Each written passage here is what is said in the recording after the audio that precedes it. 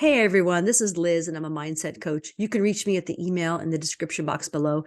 We are on to chapter 13 of Wallace Wattles' 1910, The Science of Getting Rich. This chapter is called The Advancing Man, and we're closing in on the end of the book, so trying to get her done for you. It is really good to listen to these chapters over and over again. It's really a beautiful work, even if the language is a bit archaic. All right, let's go. What I have said in the last chapter applies as well to the professional man and the wage earner as to the man who is engaged in mercantile business. No matter whether you are a physician, a teacher, a clergy person, if you can give increase of life to others and make them sensible of the fact, they will be attracted to you and you will get rich. The physician who holds the vision of himself as a great and successful healer and who works toward the complete realization of that vision with faith and purpose, as described in former chapters, will come into such close touch with the source of life that he will be phenomenally successful. Patients will come to him in throngs. No one has had a greater opportunity to carry into effect the teaching of this book than the practitioner of medicine. It does not matter to which of the various schools he may belong, for the principle of healing is common to all of them and may be reached by all alike.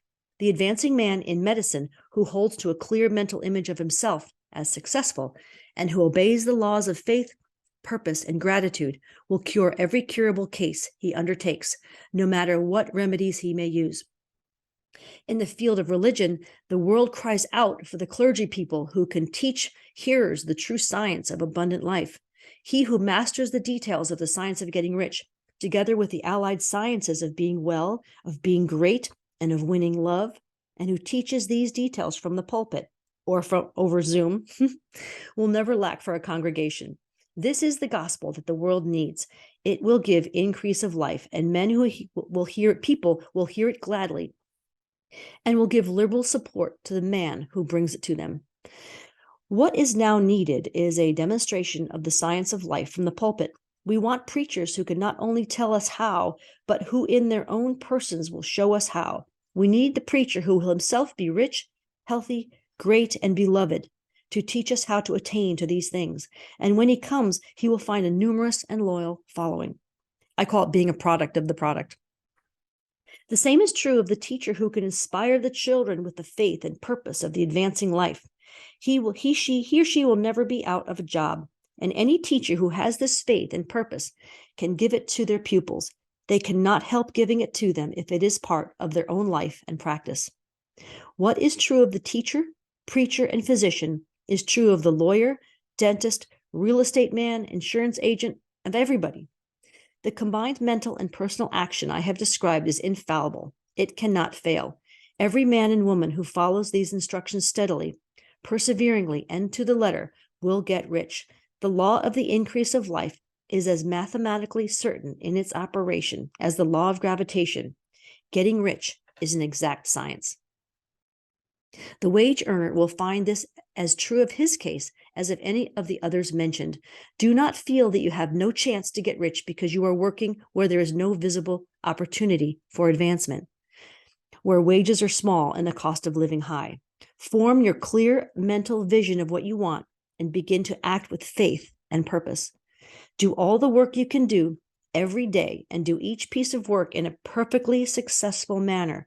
Put the power of success and the purpose to get rich into everything that you do. It bears repeating. Do all the work you can do every day and do each piece of work in a perfectly successful manner. Put the power of success and the purpose to get rich into everything that you do. But do not do this merely with the idea of currying favor with your employer in the hope that those above you will see your good work and advance you. It is not likely that they will do so. The man who is merely a good workman, filling his place to the very best of his ability and satisfaction with that, if he's satisfied with that, he's not valuable to his employer. For it is not the employer's interest to promote him. He is worth more where he is. To secure advancement, however, something more is necessary than to be too large for your place. The man who is certain to advance is the one who is too big for his place and who has a clear concept of what he wants to be, and who knows he can become what he wants to be, and who is determined to be what he wants to be. Do not try to more than fill your present place with a view to pleasing your employer. Do it with the idea of advancing yourself. Hold the faith and purpose of increase during work hours, after work hours, and before work hours. Hold it in such a way that every person who comes in contact with you, whether a foreman, a fellow workman, or social acquaintance, will feel the power of purpose radiating from you, so that everyone will get the sense of advancement and increase from you. People will be attracted to you. And if there's no possibility for advancement in your present job, you will very soon see an opportunity to take another job. There is a power which never fails to present opportunity to the advancing man who is moving in obedience to law. God cannot help you if you act in a certain God cannot help helping you if you act in a certain way. He must do so in order to help himself. There is nothing in your circumstances or in the industrial situation that can keep you down. If you cannot get rich working for the Steel Trust, you can get rich on a 10-acre farm. And if you begin to move in a certain way, you will certainly escape from the clutches of the Steel Trust or get onto the farm or wherever else you wish to be. If a few thousands of its employees would enter upon the certain way, the Steel Trust would soon be in a bad plight. It would have to give its workmen more opportunity or go out of business.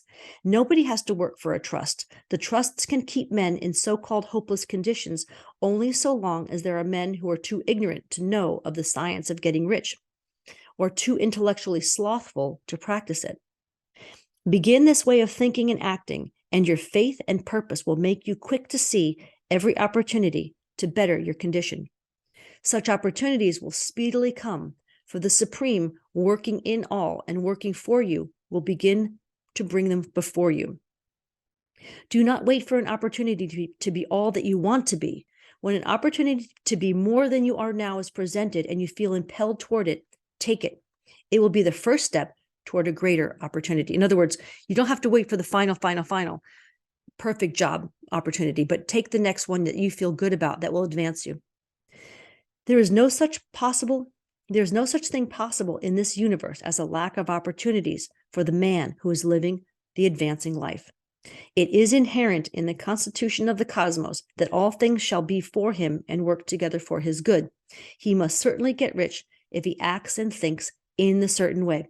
So let wage-earning people study this book with great care and enter with confidence upon the course of action it prescribes. It will not fail. My apologies for flubbing, just the archaic language. And again, the printing of this book, there are grammatical errors I have to correct on the fly. Anyway, love you guys. Reach me at the email below if you wish to. I think all these chapters bear repeating. You can listen to them over and over again. Blessings to you, and I'll talk to you soon.